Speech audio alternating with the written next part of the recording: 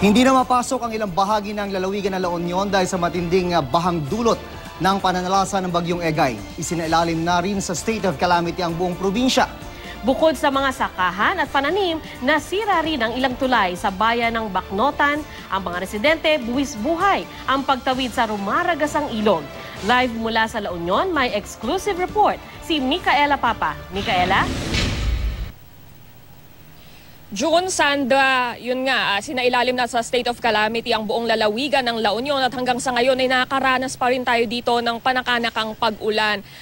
Bagamat mas maganda na yung lagay ng panahon ngayon kumpara nga dun sa nakita kahapon. Pero may mga ilang lugar, katulad na lamang nung bayan ng Bacnotan na aming pinuntahan kanina kung saan makikita mo hanggang ngayon nararamdaman pa rin nila yung pinsala ng bagyong Egay na ayon sa kanila nagdala ng pinakamatinding baha na kanilang nakita sa loob ng 20 taon.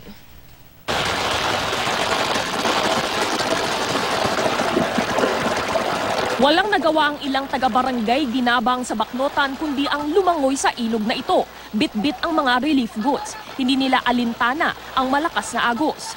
Natangay kasi ng rumaragas ang tubig ang hanging bridge na nag-uugnay sa isang bahagi ng komunidad matapos tumaas ang tubig dulot ng bagyong Egay. Hindi namin nakalain na ganito ang kalakas, ma'am, ang bagyaw.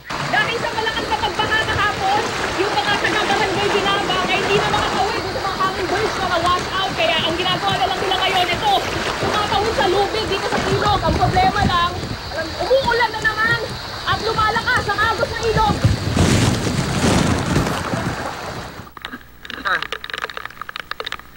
Sa kabilang bahagi ng ilog, namataan namin ang nasirang hanging bridge. Sira rin ang mga tanim na palay at mais. Ito ang pinakamalakas na tubig na nakita ko sa tanang buhay ko, ma'am. Sa San Fernando City naman, nakuna ng actual rescue sa mga residenteng naipit sa kanilang mga bahay dahil sa matinding baha kahapon. Ilan sa mga nasagip, mga babae at nakatatanda. Nabigla raw sila sa pagbaha at hindi agad nakalikas.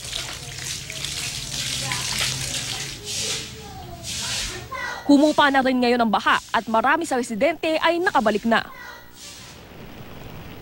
Pero sa bayan ng Luna, inaasahang 1 linggo pa tatagal ang pagbaha.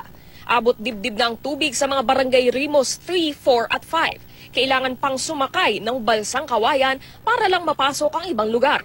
Ang ilan nga, tuluyan ng hindi mapasok dahil sa taas ng tubig.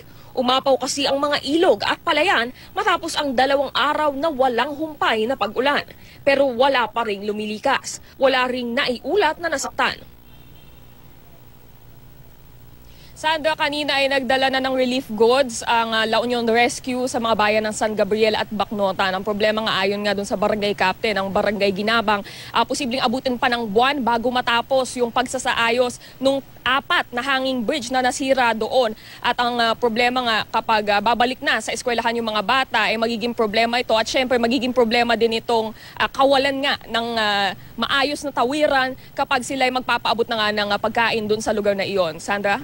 Micaela, doon sa Bacnotan, bukod doon sa amount of rainfall na nahulog doon sa lugar na yon, may sinasabi ba yung mga residente sa'yo kung meron ba mga pagbabago halimbawa doon sa lugar o halimbawa mga village na itinatayo na naging dahilan kung bakit nagkaroon ng ganitong pagbaha na sabi nila hindi nila nakita sa loob ng 20 years?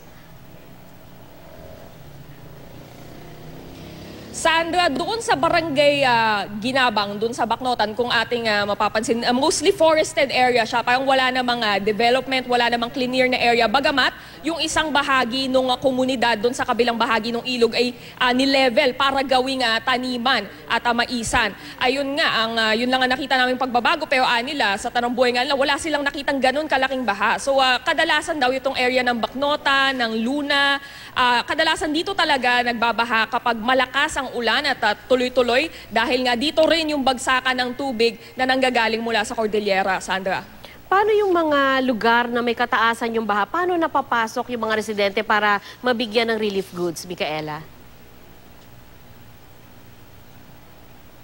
Sandra, ang maganda dito sa La Union Rescue ay marami silang iba't ibang uri ng equipment. Hindi lang yung karaniwang rubber boats na meron din silang mga 6 na rubber boats dito sa La Union Rescue. No? Pero bukod pa dyan, meron silang iba't ibang kinds of vehicles para makapasok sa mga iba't ibang eskinita, sa iba't ibang lugar. Halimbawa, kapag mas makitid, meron silang jet ski. Kapag mas malapad naman, parang may ilog, pwede silang gumamit ng kanilang patrol boat o yung kanilang amphibious vehicle na kayang maghatak ng isang bus. So meron silang iba't ibang vehicles for the purpose, pero aminado nga sila na kahapon, nahirapan pa rin ang kanilang mga rescue team sa makapasok doon sa mga pinakaliblib na bahagi ng Luna, ng Bacnotan. Kaya naman nagpatuloy yung kanilang rescue operations kaninang umaga nung humupa na yung baha, Sandra.